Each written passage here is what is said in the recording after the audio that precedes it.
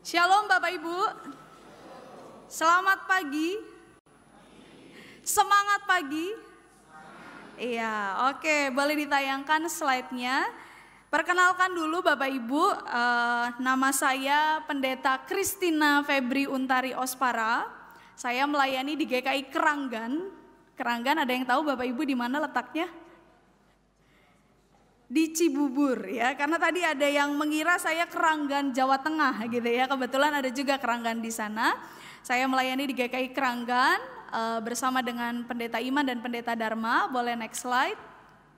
Saya juga memperkenalkan keluarga kecil. Ada suami saya juga melayani di GKI Ciledug Raya, Tangerang. Jadi Cibubur dan Ciledug begitu ya, sama-sama Ci. Maka karena kami berdua sama-sama melayani, meskipun kehidupan rumah tangga kami baik-baik saja Bapak Ibu, tapi harus pisah ranjang. Karena pastori saya di Cibubur, pastori suami saya di Ciledug gitu ya. Beberapa waktu kami akan ketemu untuk entah beliau datang ke Cibubur maupun saya datang ke Ciledug begitu ya. Kami masih menantikan buah hati, ada 2 anak bulu. Yang saya gendong namanya Triksi Tralala Trilili, yang suami saya gendong namanya Iput Kinasi Novarina. Nah itu perkenalan singkat keluarga kecil kami. Jadi nanti nggak ada tes di akhir ya, Bapak Ibu diminta untuk menyebutkan nama lengkap keluarga kami, enggak ya. Senang sekali pagi hari ini boleh bersama-sama untuk merenungkan kebenaran firman Tuhan di tengah-tengah jemaat di GKI Surya Utama. Salam dari jemaat GKI Keranggan. Oke, next slide. Bapak Ibu, tema kita hari ini jalan serta kurang kedengaran. Tema kita hari ini jalan serta Yesus. Ini juga ada lagunya anak-anak sekolah minggu yang biasa dinyanyikan untuk memanaskan suasana gitu ya. Biasanya bukan hanya dinyanyikan Bapak Ibu, apa yang dilakukan oleh anak-anak ketika menyanyikannya? Ada gerakannya gitu ya, ada gamesnya. Setiap kata jalan mereka harus berbalik arah gitu ya. Jadi biasanya lagu ini dinyanyikan dengan ceria. Nah kalau kakak-kakak sekolah minggu kalau dengar anak-anaknya masih ngantuk, masih malas, ayo lebih kenceng lagi gitu ya. Sampai anaknya kayaknya harus agak teriak gitu ya. Jadi dinyanyikan jalan serta Yesus balik, jalan sertanya setiap hari balik gitu ya. Setiap kata jalan harus balik arah. Ini lagu yang barangkali tidak asing buat kita. Tapi kalau kita mau lihat narasi dari lagunya, ternyata maknanya dalam luar biasa. Ya di highlight, jalan dalam suka, jalan dalam duka, jalan sertanya kapan? Khotbah saya selesai. Jalan serta Yesus setiap hari itu panggilan kita di Prapaskah yang kedua. Setelah minggu lalu kita mengingat bahwa Tuhan tidak pernah ingkar janji, maka mari berjalan serta Yesus setiap hari, bukan hanya setiap hari. Baris yang terakhir, serta Yesus selamanya. Sampai Tuhan panggil setiap kita, maukah Bapak Ibu janji pada Tuhan untuk terus jalan serta Yesus? Itu panggilan kita. Maka lagu ini sebenarnya punya makna yang dalam ya. Ketika kita meragukan cinta Tuhan, ketika kita berada dalam pergumulan yang berat, entah itu di tengah kehidupan keluarga, entah relasi anak dan orang tua yang tidak baik, udahlah Tuhan kayaknya gak ada jalan. Kita diingatkan, mari menjalani kehidupan iman kita bersama-sama dengan Kristus sendiri. Nah Bapak Ibu, ketika kita diminta untuk jalan dalam suka dan duka, justru melihat kecenderungan kita sebagai manusia ini biasanya mencari sesuatu yang mudah. Next slide. Kalau bisa mudah ngapain? Dipersulit. Yaitu tagline anak-anak muda gitu ya. Kalau bisa cari yang gampang gak usah disusah-susahin. Next contohnya. Ada beberapa peralatan rumah tangga yang bisa menolong kita ya. Biasanya cocok untuk kaum mager. Mager tuh malas gerak gitu ya. Jadi ini setrikaan, Bapak Ibu gak perlu nyetrika di bawah lagi, nanti punggungnya encok ya. Nanti pinggangnya pegel-pegel, kita bisa sambil berdiri sekarang nyetrika gitu ya. Mungkin sambil nyanyi-nyanyi gitu ya. Tapi ini gak bisa dilakukan untuk setrikaan ibu-ibu yang menumpuk gitu ya. Malah kakinya kram gitu ya. Lalu ada juga mesin cuci piring tadi. Ini gambar berikutnya ada apa? alat untuk mematikan semua gadget. Jadi sekarang Bapak Ibu tuh bisa beli alat yang mau matiin lampu, mati ya. Mau nyalain lampu teras, nyala gitu. Jadi banyak sekali, kita nggak perlu jalan. Udah tinggal Bapak Ibu duduk, lampunya nyala. Ya, pintu juga ya bisa dibikin otomatis dan sebagainya. Bahkan beberapa waktu terakhir saya tergiur untuk beli alat pel, nggak perlu disebut mereknya gitu ya. Ternyata ketika dipromosikan alat itu bisa menyapu sekaligus ngepel. Waduh, buat saya yang butuh gerak cepat, mau ke sana ke sini, habis ini pelayanan, jadi udah sekali jalan disapu, dipel gitu ya. Banyak sekali hal yang dibuat untuk mempermudah hidup kita. Next slide, kalau kita lihat kita bisa pesan orang yang datang ke rumah untuk bersihin rumah. Ya, karena saya nggak suka nyetrika, maka saya biasa panggil orang gitu ya, ibu-ibu. Nanti yang kerjaan-kerjaan lain saya kerjakan, nanti mbaknya atau ibunya akan nyetrika, selesai pulang gitu ya. Banyak sekali hal-hal yang mempermudah hidup kita. Tapi dalam bacaan Injil kita, kalau kita mau perhatikan di awal narasinya bicara bukan perjalanan iman yang mudah, bukan. Tapi justru Tuhan Yesus mengabarkan mengenai jalan penderitaan yang harus ditempuh olehnya. Jadi Tuhan gak pernah menawarkan Bapak Ibu dan saya jalan yang ringan. Ya, Tuhan gak pernah menawarkan kita dengan promosi-promosi. Kalau ikut saya semua akan baik-baik saja. Persoalan, halangan, rintangan ditiadakan. Kan tidak. Tapi justru panggilan kita sebagai anak-anak yang mau mengikut Kristus, tahu bahwa seperti Kristus menderita, kita pun manusia yang akan menghadapi penderitaan-penderitaan itu. Maka apa respon kita? Lari, kabur, pergi gitu ya, atau menghadapinya, melewatinya dengan kekuatan dari Kristus sendiri. Bacaan kita Markus 8 ayat 31 menyatakan bahwa Yesus mulai mengajar kepada mereka bahwa anak manusia, huruf besar, Yesus itu sendiri harus menanggung banyak penderitaan. Bukan hanya penderitaan tapi banyak penderitaan. Ditolak tua-tua, imam-imam, kepala ahli Taurat, lalu dibunuh. Dengan spesifik Tuhan jelaskan apa yang akan menjadi rencana besar Allah dalam hidupnya. Maka poin yang pertama, kita justru diingatkan jalan serta Yesus. Gak bisa hidup kita kemudian kebal dari penderitaan dan pergumulan. Tapi kita mau tahu bahwa Kristus sendiri yang mau berjalan di tengah-tengah kita. Nah, dalam memahami firman ini, murid-murid beberapa kesulitan untuk bisa mengerti apa yang menjadi rencana Tuhan. Kenapa? Karena mereka membayangkan bahwa Yesus akan menjadi Mesias yang menyelamatkan, Yesus akan menjadi Mesias yang membebaskan. Maka kenapa dia harus menempuh jalan penderitaan? Itu kenapa kalau kita melanjutkan pembacaan kita di ayat 33, tetapi Petrus menarik Yesus ke samping dan menegur dia. Lalu apa yang menjadi respon Yesus? Dia menegur kembali. Karena apa yang dilakukan Petrus tidak sesuai dengan apa yang menjadi kehendak Tuhan. Ayat 33.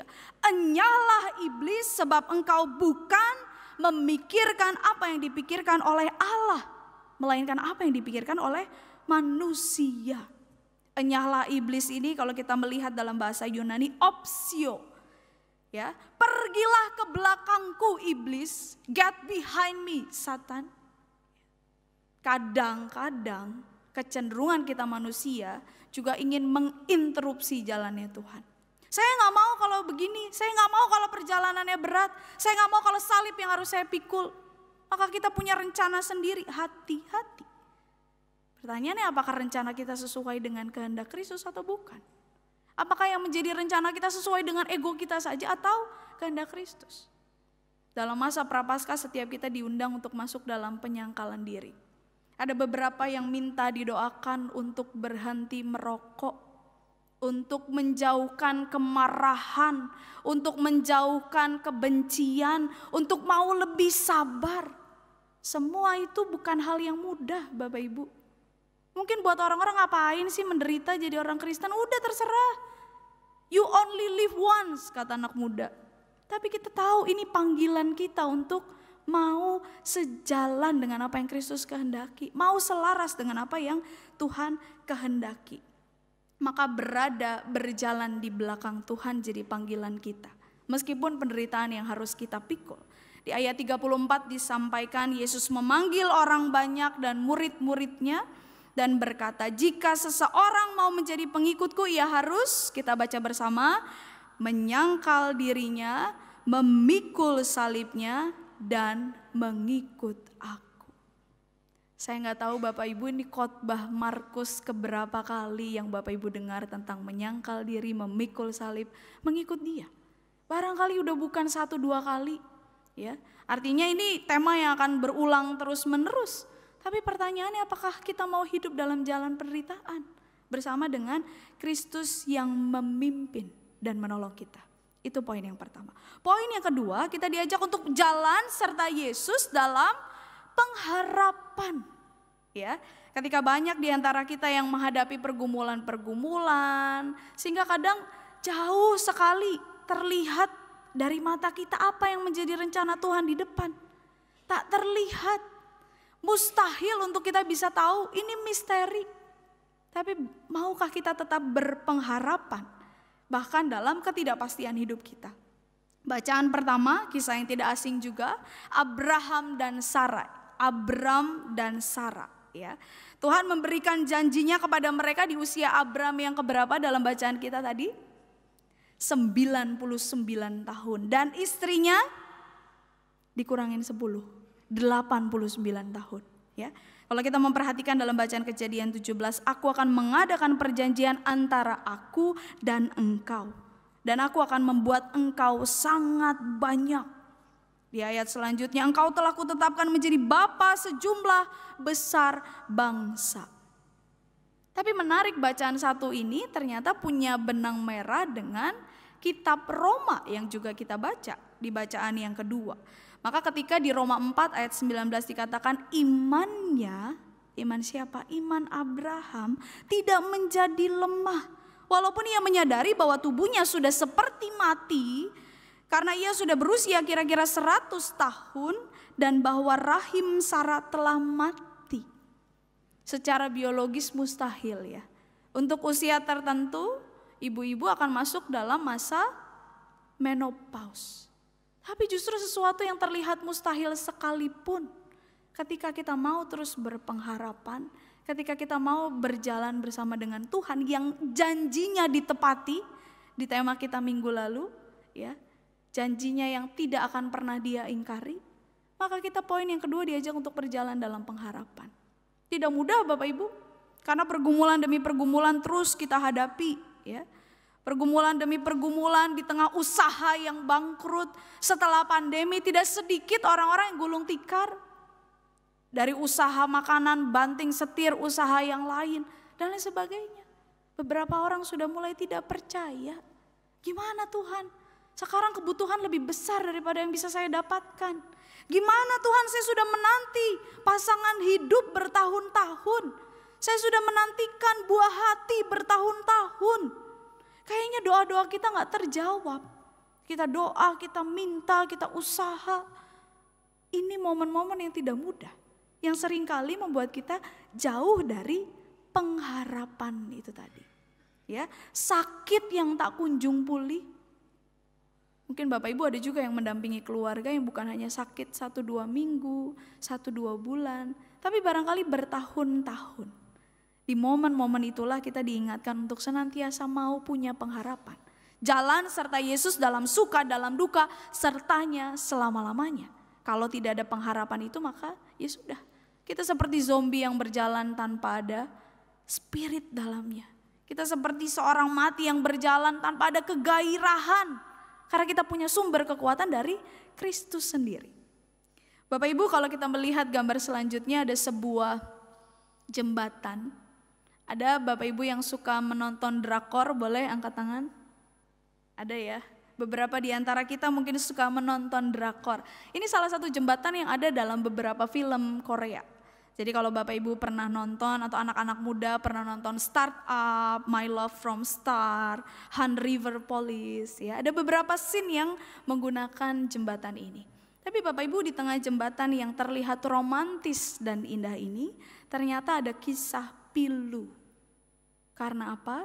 Karena ada banyak orang yang bukan hanya berusaha mengakhiri hidup mereka, tapi sudah lompat dari jembatan itu, ya. Pergumulan hidup di zaman sekarang begitu berat bagi beberapa orang sampai akhirnya mereka merasa nggak bisa lagi, udah nggak ada jalannya, sudah lebih baik saya mengakhiri hidup saya. Dan ini bukan hanya terjadi dalam negara yang lain, bukan hanya terjadi dalam berita-berita, barangkali lingkungan di sekitar kita juga sedang tidak baik-baik saja. Wartakan berita pengharapan itu. Lewat apa? Lewat hidup kita, lewat kesaksian iman kita, lewat apa yang kita sampaikan bagi orang-orang. Sehingga yang mereka lihat siapa Kristus dalam hidup kita. Kembali ke jembatan ini Bapak Ibu, beberapa orang mencoba bunuh diri, ya, bahkan ditemukan dalam 1 tahun itu kurang lebih percobaan bunuh diri itu bisa sampai 450 hingga 500 orang. Artinya bukan jumlah yang sedikit. Tapi karena satu dan lain hal, pemerintah kota Seoul menggunakan teknologi AI untuk apa? Untuk mendeteksi perilaku mencurigakan dengan kamera-kamera yang diletakkan di beberapa titik. Maka ketika ada sesuatu yang membahayakan, terlihat membahayakan, polisi segera berangkat dan memeriksa, dan juga ada perahu penyelamat untuk mengerahkan, ya. Kalau dilihat next slide-nya, nah ada ini jembatan yang kemudian banyak orang akhirnya mengakhiri hidup mereka. Maka poin yang kedua, ketika Bapak Ibu dan saya juga mengalami pergumulan-pergumulan yang tak kunjung usai, ya, kehidupan kita identik dengan bagaimana salib yang harus dipikul. Kalau kita compare, kayaknya kok kehidupan rumah tangga yang lain lebih bahagia, ya. Enggak, setiap keluarga punya salibnya masing-masing. Kalau anak-anak muda atau anak-anak kecil yang ketika kecil sedang berantem dengan orang tua, biasa dalam diskusi dengan rekan-rekannya, andai aja aku bisa tuker orang tua gitu ya. Karena mungkin terlihat orang tua yang lain lebih baik. Tapi tentu di tengah kehidupan pernikahan atau keluarga yang lain pun ada salibnya. Maka kita mau belajar poin yang kedua untuk tetap jalan dengan penuh pengharapan. Roma 4 ayat 20-21. Namun terhadap janji Allah ia tidak bimbang. Karena ketidakpercayaan, tapi malah diperkuat dalam imannya dan ia memuliakan Allah serta berkeyakinan penuh bahwa Allah berkuasa melaksanakan apa yang telah dijanjikannya. Itu yang menjadi iman percayanya. Bukan hanya Abraham, tapi juga setiap kita. Dalam pergumulan apakah kita bimbang atau justru semakin diperkuat imannya. Kita lihat bahwa pergumulan terjadi, tapi di sisi lain ada tangan Tuhan yang mau menggandeng kita. Persoalan terjadi, tapi ada banyak orang Tuhan hadirkan menguatkan kita. Maka sudut pandang ini menjadi pola pikir yang akan menentukan apa yang kita lakukan. Apakah Bapak Ibu melihat hidup kita penuh dengan penderitaan sehingga lupa janji Tuhan? Atau gak apa-apa, orang Kristen memang menderita. Tapi saya yakin dan percaya Kristus berjalan bersama-sama dengan kita. Itu keyakinannya, itu orang yang berpengharapan. Dan poin yang ketiga, marilah kita berjalan dengan tuntunan Tuhan. Nyanyian Mazmur yang tadi sudah dinyanyikan oleh Pro Kantor, di ayat yang ke-25 dikatakan, ia tidak memandang hina atau merasa jijik kesengsaraan orang tertindas.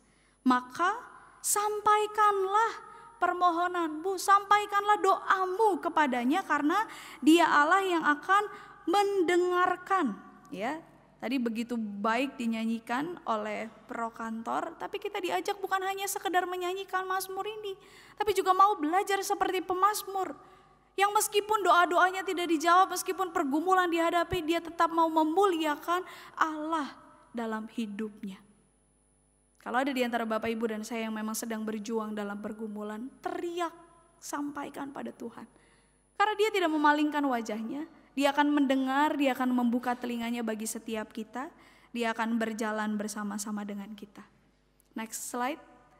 Mari Bapak Ibu, prapaskah yang kedua kita berjalan dengan Kristus, temukanlah dia dalam roller coaster hidup kita. Roller coaster mau menunjukkan hidup Bapak Ibu gak akan lurus terus. Kadang di atas, kadang muter ke bawah. Tapi demikianlah perjalanan iman kita. Dalam perjalanan itu kita mau terus menemukan kasih Tuhan. Menemukan kebaikan Tuhan, menemukan pertolongan Tuhan. Ya, kalau jalannya biasa saja gak seru. Perjalanan iman kita ini penuh banget dinamikanya ya. 2023 sudah berlalu, sudah selesai, kita sudah masuk bahkan di bulan yang kedua akhir dari 2024. perjalanan Bapak Ibu di tahun ini setidaknya masih 10 bulan ke depan. Roller coasternya kita nggak tahu akan seperti apa. Tapi yang kita tahu kita mau berjalan dalam tuntunan Tuhan. Bersediakah Bapak Ibu dan saya mau berada di belakang Tuhan? Sehingga Tuhan yang ada di depan kita yang menolong kita dalam suka dan duka, dalam pergumulan, dalam pertemuan, perpisahan, konflik rumah tangga, ada Tuhan di tengah-tengah kita. Itu yang membuat kita senantiasa kuat dalam perjalanan iman kita. Saya mengajak Bapak Ibu mengakhiri perenungan ini menyanyikan sebuah lagu, Kidung Jemaat 376, Ikut Dikau Saja Tuhan.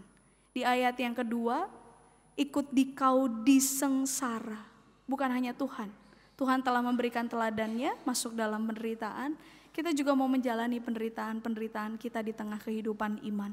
Bersama dengan kekuatan Tuhan. Aku ingin ikut Engkau Tuhan. Aku ingin mengabdi padamu. Dalam Dikau aku bahagia penuh. Mari kita menyanyikan bait yang kedua dan bait yang ketiga. Menjadi janji dan komitmen serta refleksi bagi setiap kita.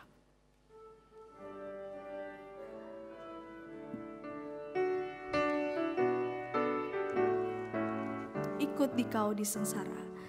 Ikut Dikau di sengsara, karena janjimu teguh. Atas kuasa kegelapan ku menang bersamamu. Aku ingin ikut Dikau dan mengabdi padamu. Dalam Dikau juru selamat, ku bahagia ikut dan menyangkal diri.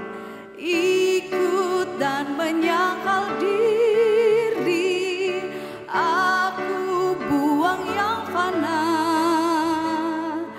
hanya turut kehendakmu dan padamu berserah. Aku ingin ikut Dikau dan mengabdi padamu. Dalam Dikau juru selamat, ku bahagia penuh. Selamat mengikut Tuhan, selamat jalan serta Yesus dalam jalan penderitaan tapi juga jalan penuh harapan. Tetaplah berjalan dalam tuntunan Tuhan. Tuhan Yesus memberkati setiap kita. Amin. Kita akan masuk dalam saat hening dan